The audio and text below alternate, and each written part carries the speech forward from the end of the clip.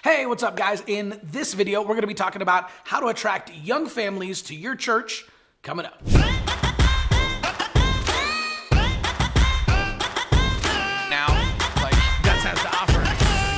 Hey, what's up guys? Welcome back. My name is Chris Abbott, but all my friends just call me Abbott. A lot of people want to know how to reach young families because they are the lifeblood of a brand new church or even an existing church trying to reach the next generation. So that's what we're going to talk about in this video. And if you stick around to the end, we've actually got a free gift for you to help you reach even more young families. Okay, so we're going to be giving you a framework for how to attract new families. We're also going to be showing you a strategy to be able to get 80% of the people who show up the first time to come back for a second visit. So let's dive in.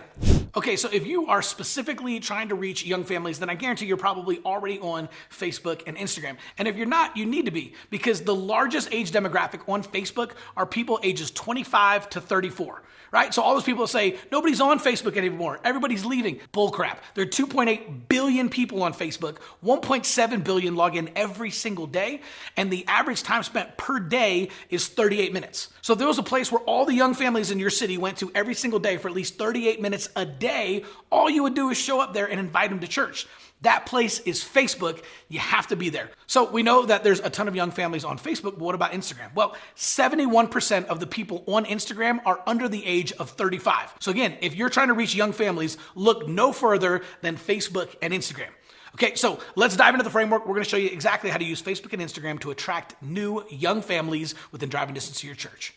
Okay, number one, you're going to create a simple Facebook invite video. The best way to do this is to create a vertical video just using a smartphone, so an iPhone or an Android, right? And you want to shoot it selfie style, meaning you're going to hold it up yourself. Don't have somebody else hold it. Don't sit in front of a brick wall and have someone hold it selfie style, meaning you're just going to hold up your phone and you're just going to say, hey, what's up? My name is Pastor Chris and I want to invite you to church this Sunday. Right? Shoot it selfie style. If you don't know how to do that, just find a young person, any type of millennial or Gen Z will be able to show you how to do a selfie.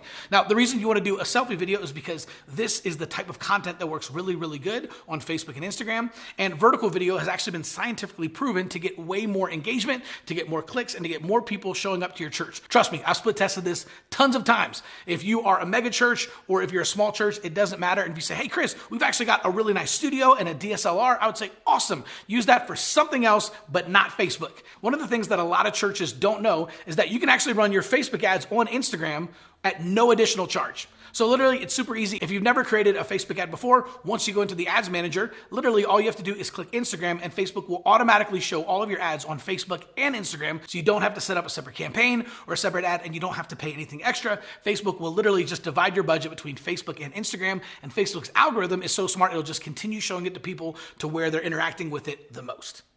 Okay, number two is you want to set up 2 landing pages on your website. Here's why. You don't want to send them to your homepage. You don't want to send them to your about page or your new here page, anything like that. You actually want to build out 2 different landing pages, one for plan your visit and one for families. And it's pretty simple. Each one of these landing pages is going to have fun, colorful photos of people in your church, smiling, laughing people. You need to have pictures of you as the pastor, right? Because every single potential visitor is basically wondering 2 questions. Who's the pastor and who are the people? And just by having a picture of you on the landing page and a video of you in the Facebook ad, you're going to lower the barrier of entry by 50%. And then if you have pictures of the people who are actually in your church on your landing page as well, now you're making it really, really easy for people to visit your church. Now on your plan your visit page, you're going to have one call to action. That's going to be plan your visit. And you're just going to give them an overview of the church and what happens when they plan a visit. On the family side, it's going to be exactly the same thing, only instead of showing pictures of your entire church and your adult services, now you're just going to show pictures of kids having fun, kids laughing, maybe some volunteers praying with kids, and your kids ministry, just to reassure those parents that you're going to take care of their kids once they show up on Sunday. Okay, number 3, plan your visit. Now, this is going to be the call to action on both landing pages. And so depending on the type of ad that you create, whether you're talking specifically to young families or whether you're just inviting everybody to church, if it's everybody, you want to run them to your plan your visit page. If it's young families specifically, run them to your family page. Both of them are going to have a call to action of plan your visit. Plan your visit is really simple. This is just giving people the ability to sign up and actually schedule an appointment to visit your church on Sunday, right? Some people are going to love this and some people are just going to show up, but having this is actually going to get you more visitors visitors, even for the people that don't sign up for Plan Your Visit. There's just something psychologically about creating a culture of hospitality that when you have something like this, you have an option for people to sign up and visit your church, right? It's going to make people want to visit. In fact, when we started doing this at our church, we actually increased our first-time visitors in the first month by 42%, in the second month by 60%, in month 3 by 87%, and in the fourth month by 113%. We literally started an entire church network just teaching churches how to do this exact thing, and then they started seeing the same results at their church. I'm telling you, there's something magical about Plan Your Visit. Okay, number 4, a hosted visit. So after someone goes from your Facebook ad to your landing page and they sign up for Plan Your Visit, now you want to actually host them when they show up. So this is basically just like having a best friend waiting for you at the front door, right? Someone to just kind of show you around, show you where the bathrooms are, help you get your kids checked into kids' church, introduce you to some other young families, right? Some other key leaders, and make sure to introduce them to the pastor. 80% of first-time visitors who meet the pastor on the first visit will come back for a second visit. Now that's so important, I'm going to say it again. 80% of the people who meet the pastor on the first visit are going to come back for a second visit. So during that hosted visit, you're going to save them seats, you're going to help them get their kids checked in, you're going to give them a tour of the building, but no matter what, your hosts have to make sure that they meet you as the pastor, because 80% of them will come back for a second visit just because they met you the first time.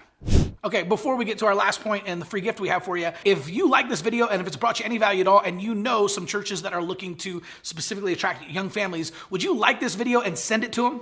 All right, and finally, number 5, follow-up.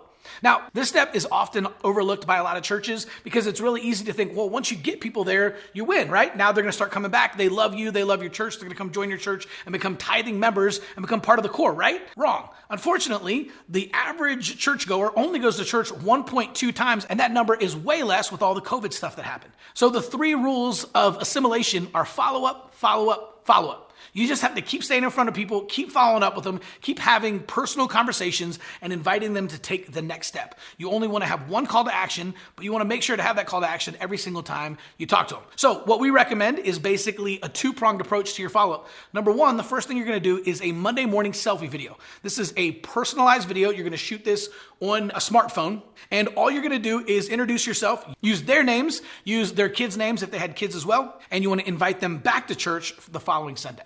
Okay, so it might look something like this.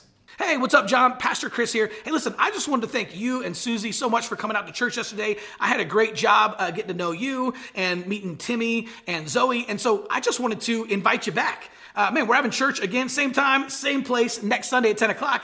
Can you make it? All right, and so you actually want to end that with a question, right? So if you've ever studied neurolinguistic programming, there's something called open loops, and questions basically open a loop in your brain, and then they have to answer that question in order to close that loop. So don't say anything else after the question. Literally just say, can you make it? Will you be there? And then end the video. And then you can text this to every single person who turned in a Connect card on Monday morning. Now, when you start to do this, I promise you're going to be blown away by how many people are floored by the fact that you took time out of your busy schedule on Monday to create a personalized video for them. And it doesn't take that long. If you had 5 new families show up on Sunday, it's only going to take 5 minutes for you to create a 60-second selfie video thanking them for coming yesterday and inviting them back out this Sunday.